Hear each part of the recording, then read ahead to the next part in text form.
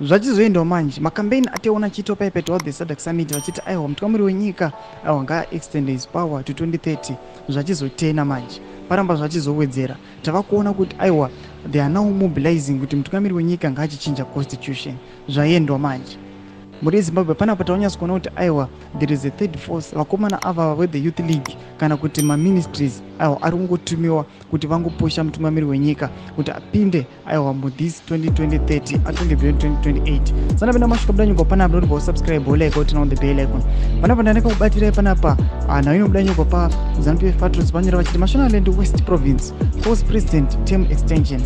ZANU-PF Mashonaland West Province resolved that President Mnangagwa should continue in his position to achieve Vision 2030. Youth and Women's Wing resolution. Youths resolved to increase their quota in the parliament and reserve at least 20% of land allocations for youths. Yanga iriye Mashonaland West. Tona panapa imwe ye Harare panapa nenyongo ichinzi. ZANU-PF Harare Province calls for constitutional change to allow for presidency term extension. The most critical issue which comes is that the constitution of Zimbabwe must be amended to enable him to continue to lead beyond 2028. Comrade Masi Mirembwa said.